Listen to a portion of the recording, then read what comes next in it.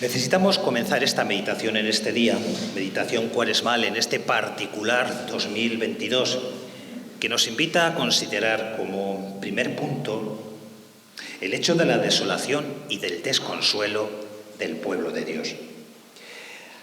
A lo largo de esta meditación quisiera compartir con vosotros algunas imágenes de Eugène Bournard, un pintor neorrealista de finales del siglo XIX, principios del siglo XX, que vivió fundamentalmente la crisis existencial de la Primera Guerra Mundial y que le llevó a hacer una serie de motivos que nos van a acompañar en esta reflexión sobre la sinodalidad y la vida consagrada en el momento que nos toca vivir. Aunque quizá no nos resulte conocido su nombre, Eugène Bournard, seguro que habéis visto alguna de sus obras que ilustra un comentario, por lo menos que conozco, reciente, sobre el Evangelio de Juan. Y también una de las motivaciones de Cuaresma que acaban de salir.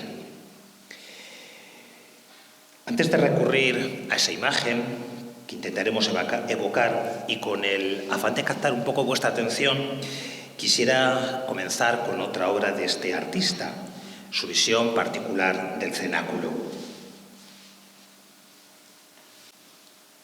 Esta obra y este autor del que vamos a comentar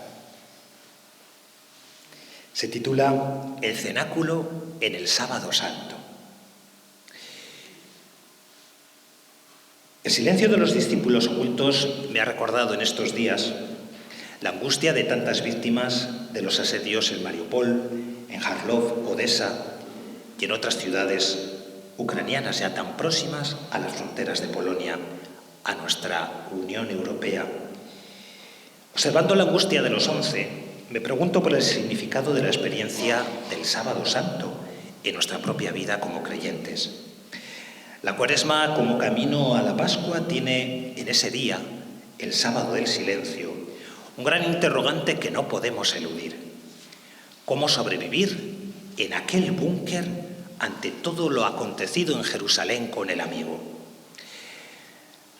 La tragedia de la solución final en los campos de exterminio durante la Segunda Guerra Mundial llevó a muchos a sentir la muerte de Dios como algo más hondo que una sospecha filosófica existencialista. Aquel silencio con el cual Francisco atravesó el campo de Auschwitz nos recuerda que si la tragedia humana nos recuerda que aparentemente Dios calla ante tanto dolor, que se oculta bajo el poder del mal, si Dios acaso ha muerto, debemos interiorizar lo que significa la experiencia de Dios que vive en nuestra vida y que es capaz de convertir el silencio en elocuencia, el desierto en un jardín.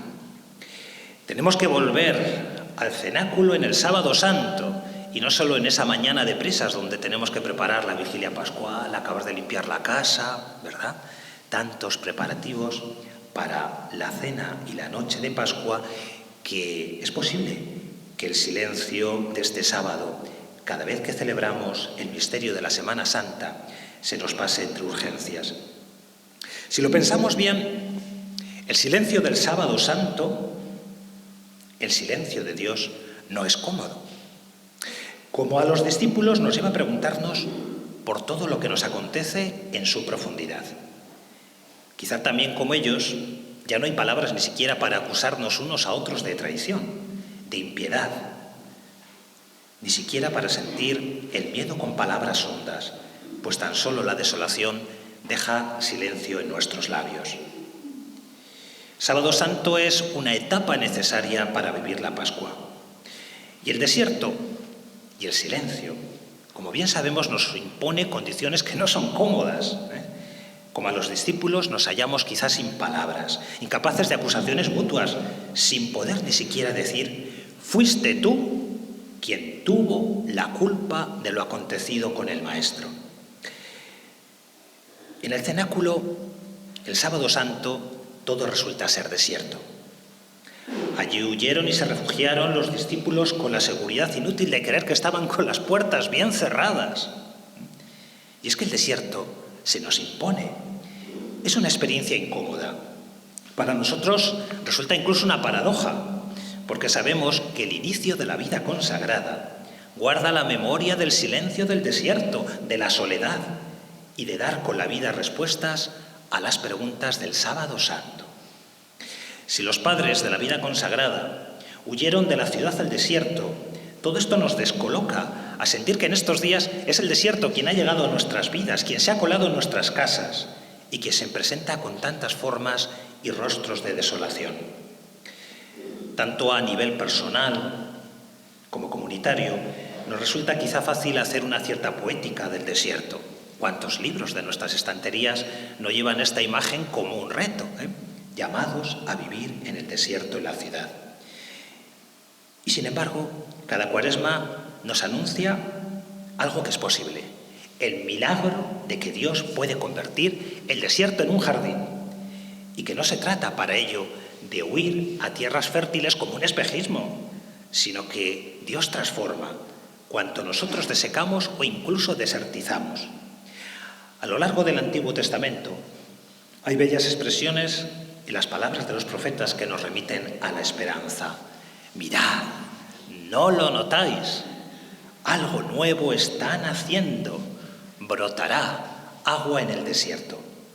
Y es que Dios cuenta con nuestro esfuerzo, pero Él es quien nos sorprende y nos dice por el profeta, ¿no lo notáis? Será, hermanos, hermanas, que no percibimos los cambios que Dios opera en nuestras vidas, en nuestras existencias concretas, o que creemos que tan solo por nuestras propias fuerzas podremos convertir un medio sin vida en un jardín. Y no se trata, como en Cañas y Barro, de hacer un esfuerzo titánico en convertir la albufera en un pequeño vergel. No se trata de que nos gastemos en convertir una porción de tierra para al final llamarla nuestra, mi cosecha, mi arroz. Este esfuerzo nos lleva a creer en el milagro de la vida. Como el almendro, Dios florece en esta mañana de bajas temperaturas, ha helado.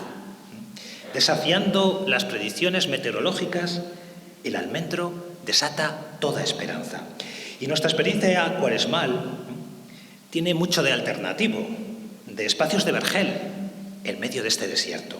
Y nuestras comunidades son como un invernadero o una red de invernaderos que van creando situaciones de oasis en medio del secarral de nuestro mundo. Dios puede hacer florecer todo desierto. Y la permanencia de nuestros hermanos y hermanas consagrados en medio de los bombardeos, sus cantos de las horas en los búnkers, su oración constante en medio de los sin suelo y los sin techo, nos ejemplifica esta fe en que el odio nunca tendrá la palabra definitiva. El desierto no arrasará la tierra. Hay un vergel alternativo en el que podemos habitar. Una tierra de paz para nuestras lanzas que rasgan la aspereza del suelo y abren surcos, y donde nuestras espadas, que deshacen terrones, retiran las piedras y allanan el paso. La liturgia del pasado domingo nos recordó este indefectible deseo de salir al paso del desierto. No podemos maldecirlo ni huir de él. Cristo pasó por el desierto y lo hizo en plenitud. Se asemejó al tiempo del primer amor del pueblo, 40 días, años, que evocan aquel pueblo peregrino nacido en el desierto. Camino hecho juntos, primer pueblo sinodal. Jesús en el desierto conoció el rigor de sus condiciones amenazantes. Y Lucas precisa que fue guiado, porque no fue un proyecto propio, pero tampoco huyó esta experiencia. Vivió este tiempo en plenitud, y por eso también precisa Lucas, al fin sintió hambre. Es la antífona, ¿verdad?, del laudes del primer domingo de Cuaresma. Sintió hambre cuando aparentemente llegaba el momento de salir del desierto. Qué paradoja, ¿no? Antes de atravesar el umbral de aquel desierto, Jesús sintió hambre. Y en ese momento fue tentado, llamado a conocer las decisiones de su corazón. Jesús va a atravesar el umbral de aquel desierto, que lo va a devolver a nuevos umbrales, a Betania, a Galilea, Y junto a él también nosotros seremos llevados el próximo domingo al umbral de la montaña. Pero desde allí nos invitará el Maestro a salir a los umbrales de los caminos y a atravesar las puertas de Jerusalén, a encontrar el umbral de la intimidad de la casa de Juan Marcos, en donde disponer la Pascua. El Maestro se levantará de la mesa para atravesar el umbral de un huerto bien conocido y será llevado a otros umbrales donde el poder religioso y civil lo harán salir fuera del umbral de la ciudad. Somos seguidores de este Cristo que muere más allá del umbral. Sus amigos y sus amigas fieles, con su cuerpo muerto, rasgarán el umbral de un huerto donde José de Arimatea disponía un sepulcro para estrenar. ¿Cuántos umbrales conoceremos en esta Cuaresma entre el punto de salida y el punto de meta y llegada? Nos adentraremos con el Señor en tiempos concretos y nos plantearemos, atravesando esos umbrales, grandes preguntas, porque eso es lo nuestro. Lo humano que está llamado a convertirse en divino al dar sentido a su existencia. Este es el camino de todo ser religioso. Este es el camino de la Pascua. Al preguntarse por el motivo de la encarnación, San Atanasio afirma que el Hijo de Dios se hizo hombre para hacernos a nosotros como Dios. Y eso no se hace de manera inmediata. Al asumir la carne, el Señor asume el tiempo. Hay un solo médico, dice este santo, carnal y espiritual, creado e increado, que en la carne llegó a ser Dios, en la muerte vida verdadera, de María y de Dios, primero pasible y luego impasible, Jesucristo nuestro Señor. Nuestro camino cuaresmal comienza en un desierto, lugar sin árboles, sin agua, lugar sin referencia al cobijo, un lugar desolado. Como el padre Juan Antonio Granados nos recuerda en el libro 7 días en Cristo, fórmula de la creación, el desierto es el lugar en el que el mal, desear de Adán y Eva, torció el designio del fruto abundante y torciéndolo perdieron ellos la luz para entrar en el desierto, rompiendo la comunión con todo lo creado, y así quedaron fuera del jardín, quedaron abocados al desierto. Pero Dios va por delante, con su plan de salvación, y es capaz de transformar el desierto en jardín.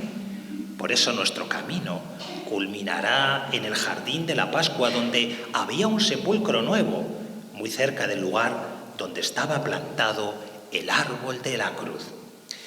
En aquel jardín la muerte se transformó en vida y allí brota la redención que le permite al hombre la plenitud.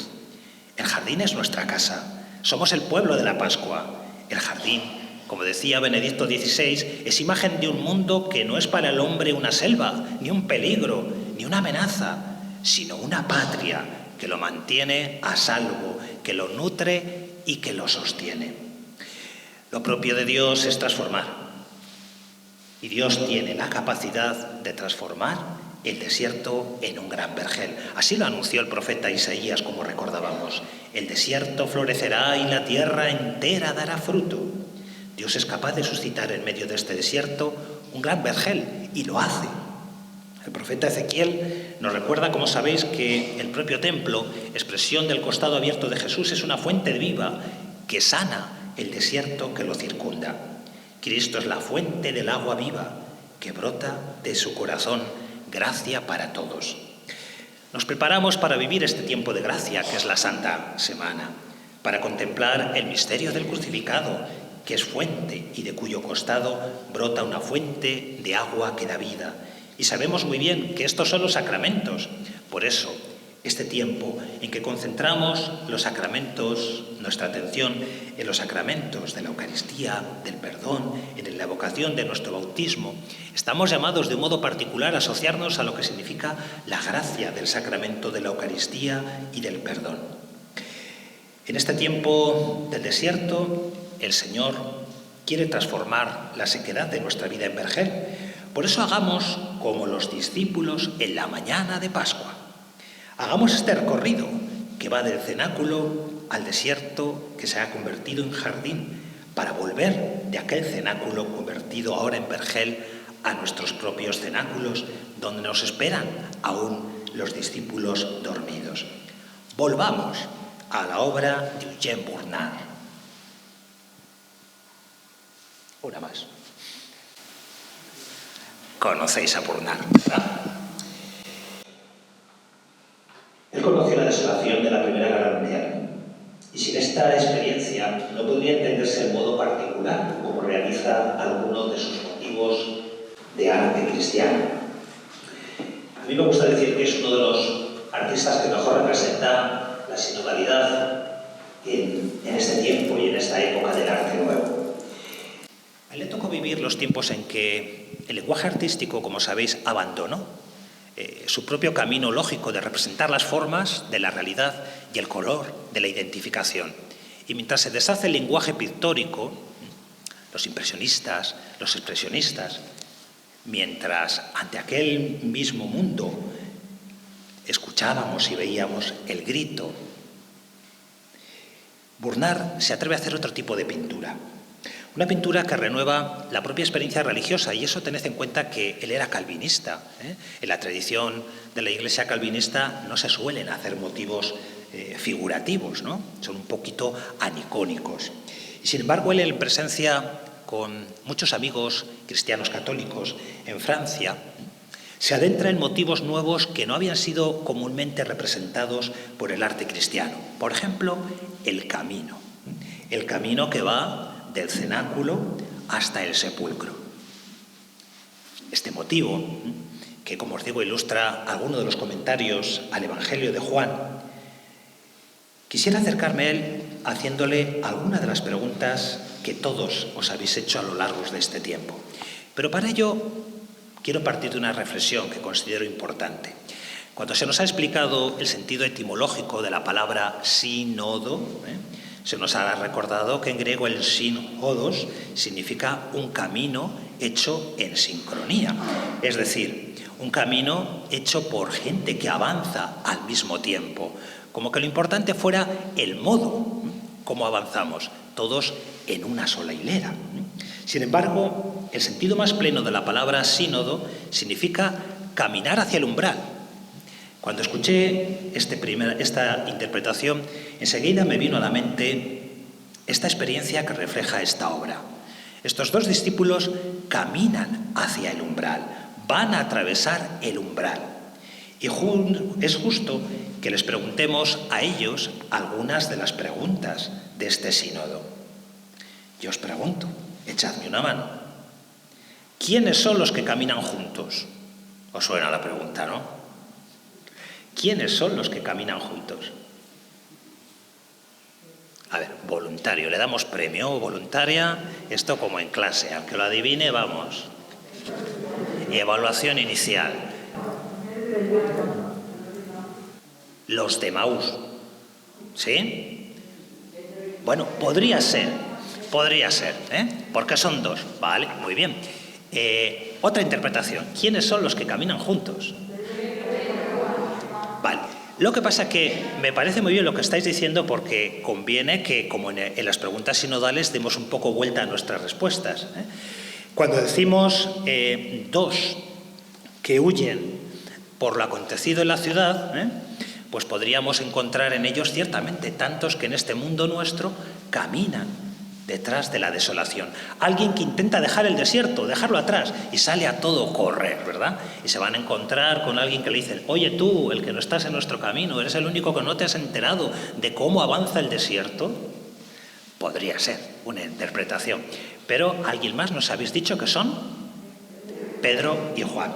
Claro, ya lo hemos enunciado un poquito. Ya sabemos quiénes son los que caminan juntos. Otra pregunta del sínodo: ¿y por qué se han puesto en camino? ¿Por qué se han puesto en camino los que caminan juntos?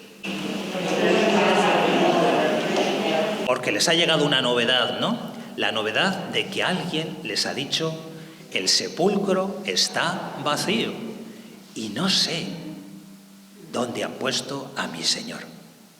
Mirad, esta es una aseveración importante que también nos hace la vida, ¿Cuántas veces nuestros compañeros, nuestros destinatarios nos dicen: se han llevado a mi Señor y no sé dónde lo han puesto? Se me acabó la fe, decía el otro, ¿no? Es decir, ¿cómo seguir creyendo en este mundo donde se han llevado esos signos que nos han llevado a creer a Jesús?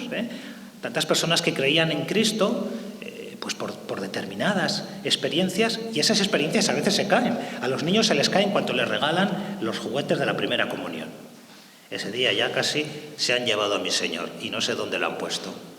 Y hay que hacer con ellos ese camino, de que nada puede fijar el cuerpo de Cristo, porque es Él quien lo fija entre nosotros, ¿no? Nuestros recuerdos siempre serán vagos. Otra pregunta importante: ¿y quién les ha alertado de que en este mundo han cambiado las cosas? ¿Quién les ha dicho a Pedro y a Juan, se han llevado a mi Señor y no sé dónde lo han puesto? María de Magdala, ¿no? Una mujer que también en la vida de la Iglesia hace muchas preguntas, pasado el 8M. También muchas mujeres que de un modo significativo, desde su experiencia y vacío, pueden decir, se han llevado a mi Señor y no sé dónde lo han puesto. En esta iglesia, que decíamos era una iglesia femenina y que poco a poco, pues es una iglesia más infantil, porque ya a veces ni las madres entran a la iglesia con sus hijos, ¿verdad? Te los llevan allá a la puerta de la iglesia a ver si rapidito, que mi fe tampoco se quiere cuestionar. Ya no digo nada la de mi marido. Muchas mujeres también podrían estar detrás de esta experiencia de María de Magdala y nos interrogan, ¿cómo anunciar el camino de adhesión a la fe? ¿Cómo ser mujeres en la vida de la iglesia en profundidad? Y también os pregunto, ¿y quiénes son los que no caminan junto a ellos? Hay 9 que no caminan. ¿Quiénes son los 9 que no caminan? El resto, ¿no? El resto del colegio apostólico. O sea que estamos en un momento donde somos pocos los que caminamos y son muchos los que sospechan. Somos pocos los que nos dejamos llevar por la novedad, posiblemente, ¿no? Y son muchos los que racionalizan con frecuencia la vida y se quedan tan parados. Imagino que cuando María de Magdala irrumpió en el cenáculo, llamaría con fuerza: ¡los del umbral! Que quiero hablaros de otro umbral. Y 9 siguieron dándole vueltas. Los del sínodo 3 años. Estos, seguirán dándole vueltas a cómo ponerse en camino. Pero vayamos, aunque no se aprecia muy bien la imagen, la conocéis, lo que representan las actitudes de estos 2 discípulos sinodales. Fijaos lo que ha hecho este artista. Ha combinado el gesto de la cara del uno en las manos del otro. Y así, como vemos a Pedro impetuoso, casi rasgando ese camino del sínodo, y sin embargo, aparentemente va un poquito por detrás. Pero si nos fijamos bien, ambos avanzan juntos. Su rostro parece como desafiar aquello de un modo fuera de cordura que la mujer les ha anunciado. Tiene los ojos totalmente idos, pero sus manos confían. Va al corazón, donde está la memoria del amigo. En la actitud del otro discípulo, llamémosle Juan, en cualquier caso, discípulo amigo, apreciamos la juventud. Un joven que se pone en camino. En él vemos también la actitud de tantos jóvenes, entre aquellos hermanos y hermanas de nuestras fraternidades que nos dicen, a ver, tenemos que caminar juntos, tenemos que caminar juntos. La parte de fraternidad que está enraizada en la historia de nuestras familias religiosas y también aquellos hermanos nuevos que llegan, ¿no? Y que casi van por delante de nosotros y que nos invitan a seguir su paso y que no podemos agarrarles diciendo, oye, espera, que no estamos acostumbrados a ir tan deprisa aquí en Valladolid. Tenemos que dejar interpelarnos por la pasión con la que tantas personas llegan a nuestras familias religiosas. Son como ese discípulo amigo, ese Juan que mira con fortaleza al horizonte, pero que además desea el impulso de una fe que todavía no intuye, una seguridad que está en su hermano, y que por eso él la manifiesta no en su rostro, sino en sus manos. Podríamos profundizar muchos detalles de este pequeño lienzo, al menos pequeño me refiero, en su encuadre, para caer en la cuenta de que de él podemos recordar muchas cosas de lo que significa este camino sinodal en la vida consagrada. Las miradas cargadas de impresión de estos discípulos, Pedro y Juan, camino del sepulcro, nos lanzan a ponernos también a nosotros en camino. Y esta vez se trata de un camino de transformación sensacional, como todo itinerario en la Cuaresma. Nos sentimos invitados a pasar del desierto y culminar en el jardín. Hagamos ahora el camino junto a estos dos grandes testigos del resucitado, dos que caminaron juntos, Pedro y el discípulo amigo. Llamémosle Juan. Estos son los dos discípulos que caminaron en aquella mañana de Pascua hacia el sepulcro. La primera vez que María Magdalena llegó al sepulcro y vio que Jesús no estaba, corrió hacia el cenáculo para explicar a los discípulos que se habían llevado el cuerpo del Señor, que ya no sabía en dónde lo habían puesto. Aquellos dos discípulos correrán desde el cenáculo buscando la suerte de un muerto que no está. Como mañana de carreras, se manifiesta la mañana de Pascua. Corriendo van al sepulcro y llega primero Juan, decimos que era más joven. Espera a Pedro, que es ya el seguidor de Jesús, el hombre reconciliado. Y cuando llega Pedro, ambos atravesarán el umbral. Por fin hay sínodo hecho vida. Atraviesan un umbral, entran juntos. Y pudieron hacerlo porque la puerta estaba abierta, no la abrieron ellos. El último recuerdo del sepulcro para Juan había sido una puerta bien cerrada por una gran losa. Y ahora encuentran una puerta abierta.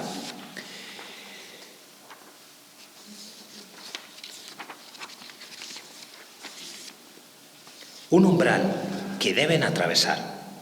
Y es que Cristo abre las puertas para salir en búsqueda y en hacer misión, pues Cristo resucitado facilita la escucha, facilita el camino hecho en comunión y descubre una misión como a María Magdalena: ve y diles a mis hermanos. Qué hermosas son las palabras de San Juan Pablo II: abrid de par en par las puertas a Cristo. En la mañana de Pascua el Señor nos invitará a abrir las puertas y abrir las puertas para dejarle entrar. Como dice el Apocalipsis: mira que estoy a la puerta y llamo. Si alguno oye mi voz y abre la puerta, entraré y cenaré con él y él conmigo. La Pascua, hermanas, hermanos, se nos ofrece como un horizonte de amistad, como un tiempo de comunión, como un tiempo para renovar la alianza. Pero ante todo, el Señor es como un buen caballero. Y si no le dejas entrar, no fuerza.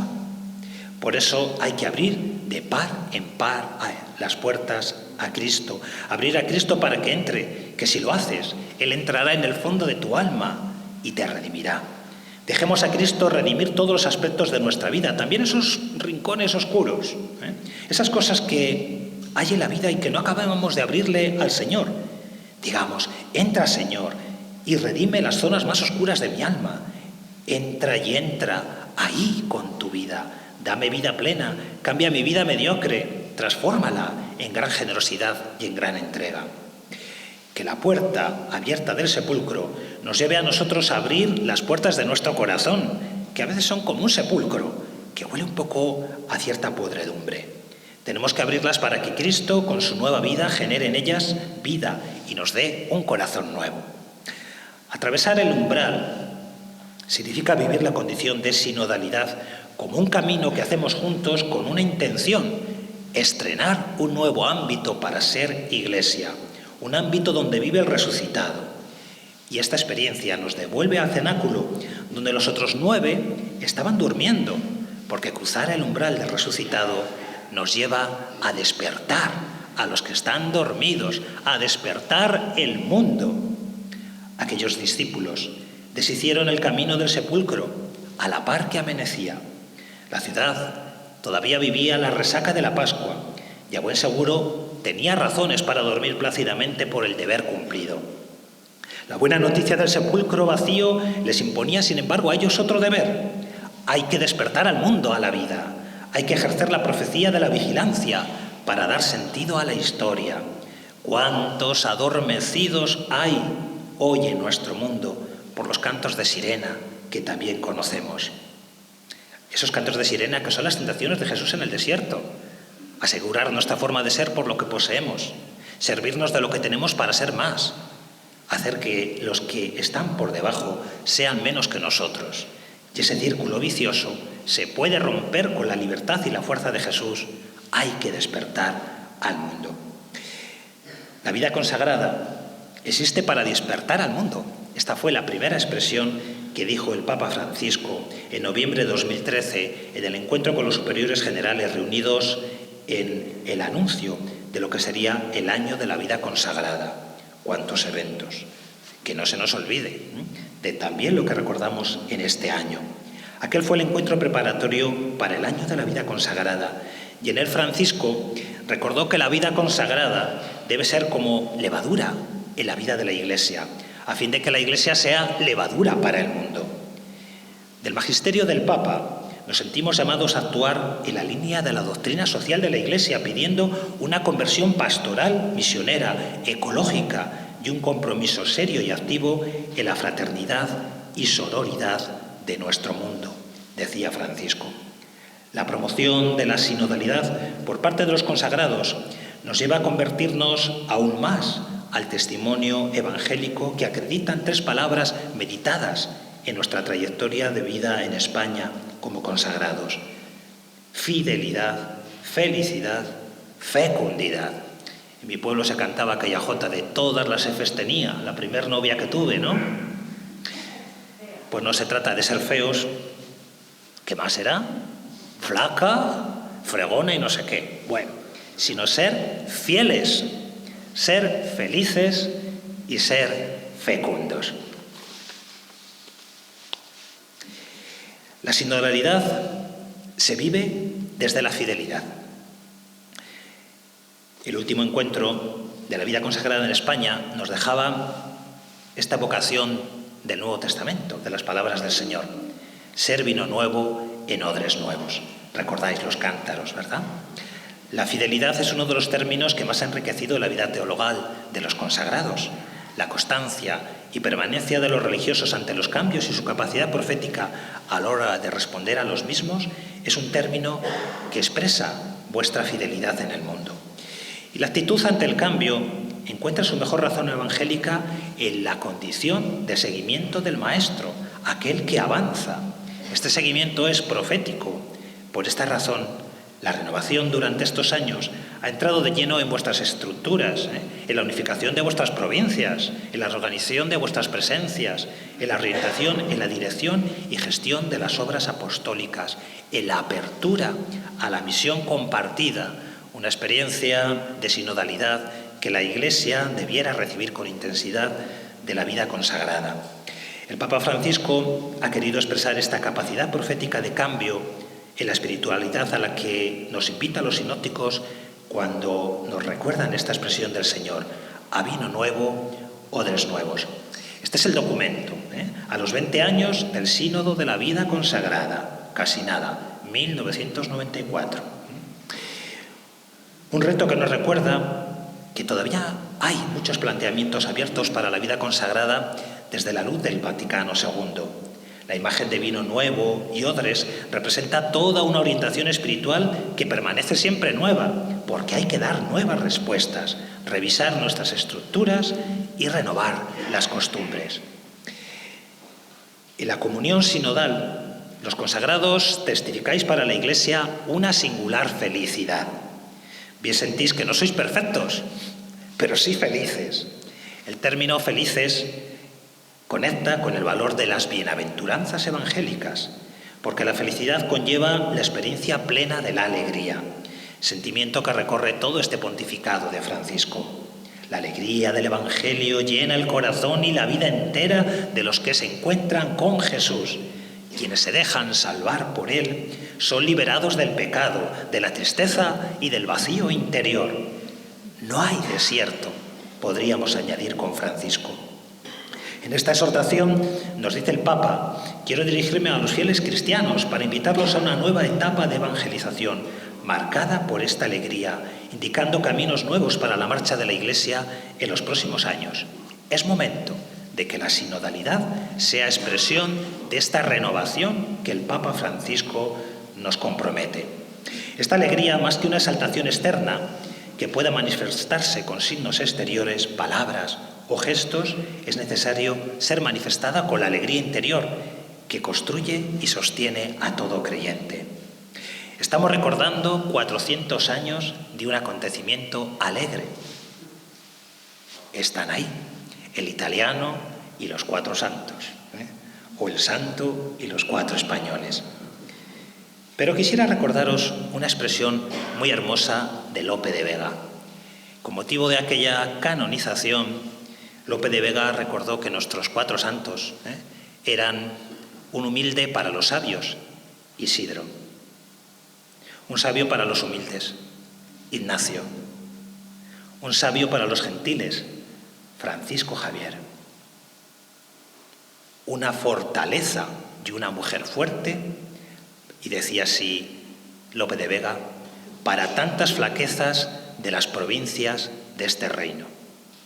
Teresa es una singular buena noticia, tan española como los otros, ¿verdad? Pero qué necesario es el testimonio de alegres amigos fuertes de Dios en este mundo, en este desierto que nos toca vivir. Si hacemos referencia a la exhortación Gaudete te Sultate sobre la llamada a la santidad en el mundo actual, una santidad que vivió no solamente la vida consagrada representada en nuestros santos, también en la condición de presbítero de Filippo Neri y también el matrimonio vivido en santidad de Isidro el Labrador. Diríamos que hay como todo un proyecto de santidad en este camino sinodal que la Iglesia recorre en sus vocaciones diversas. Un matrimonio, Isidro y Santa María de la Cabeza, que llegará también a ser santa, que fuera otro día. Los 2 están. 3 consagrados en 3 dimensiones muy distintas. El anuncio en la frontera. El anuncio también que renueva el corazón de la vieja Europa con Ignacio. Y la vida vivida en plenitud de Teresa de Jesús, que renueva el seguimiento de Jesús en tantos consagrados en la contemplación. Todo ello nos invita a entender que la vocación a la santidad es una llamada a la felicidad, a la bienaventuranza, a entrar en el camino de la dicha y a desplazarse por él. Acabó. Para lograr esto, entre los consagrados, necesitáis vivir un poco patrio, porque la vida no siempre es alegría y exige discernimiento y vigilancia, leyendo vuestra vocación, no solo en términos de misión, sino también en términos de conversión. No estamos solo para decir qué hay que hacer que otros no hacen, sino en primer lugar para manifestar cuánto más podemos hacer de lo que el Espíritu actúa en nuestro corazón. Conversión significa volver a Cristo y poner a Cristo, imagen de Dios, en el centro de cuanto somos. No solo de un Dios de quien solo se habla, sino también a un Dios que conocéis y frecuentáis con asiduidad. Y por último, la fecundidad. Decía el Papa, no os dejéis robar la esperanza, porque la esperanza de los consagrados brota de las tensiones inherentes a toda profesión religiosa cuando se vive una auténtica actitud de discipulado. El seguimiento de Jesús nos sitúa en la realidad del camino de la vida, en la encarnación de Cristo. A este respecto, tengamos en cuenta, para poder desarrollar ejes de sinodalidad, la reflexión teologal que hace Evangelii Gaudium cuando afirma que existe una tensión bipolar entre el ideal, eso que ahora aquí en España decimos tanto, el relato, y la realidad. La realidad simplemente es. El relato es una elaboración de la idea, hecha mensaje. Y entre las dos puede haber una manifiesta asociación o a veces un desequilibrio. Por eso, unamos la idea, el relato y la realidad. El criterio de la realidad es el criterio fundamental de la palabra encarnada, que siempre busca encarnarse, en especial en nuestro deseo de acercar a la Iglesia y en su misión. La sinodalidad en la vida y misión de la Iglesia no puede prescindir de este criterio de lectura de los signos de los tiempos, de amar la realidad, porque la misión, esa para la cual queremos escucharnos y vivir la comunión, es la vida que precede incluso a la comunión que ésta genera y que se manifiesta en actitud de escucha de unos para con otros. Hermanos, hermanas, llevamos meses haciendo teoría de la sinodalidad, ¿no? Pues los acontecimientos de estos días nos imponen una misión que nos hace vivir una sinodalidad práctica, no teórica y discursiva. A nosotros se abre un escenario para vivir en la comunión la atención a nuestros hermanos refugiados. En unas semanas tendremos que escucharlos, escucharnos y hablarles, pues la escucha es válida si se da en el ámbito del diálogo. Su presencia entre nosotros va a ser una prueba de fuego a nuestra sinodalidad interiorizada y discursiva. Conocemos el relato, ahora hay que abrazar la realidad.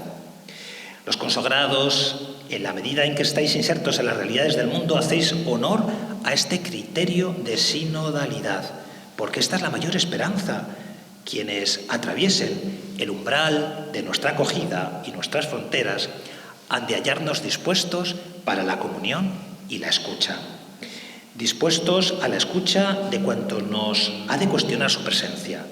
Confernacional nos está haciendo llegar estos días, también nuestra diócesis, nos están interrogando para prever cuál va a ser nuestra respuesta, cuál es nuestra disponibilidad para la acogida. Debemos acoger esta misión y debemos estar dispuestos a vivir la comunión entre nuestros carismas para acoger a estos hermanos. ¿Queréis escucharlos? Solo una. ¿Queréis escucharlos? ¿Habéis aprendido ya alguna palabra en ucraniano? Bueno, al menos hoy aprendamos una. Laskavo prochemo. Laskavo prochemo.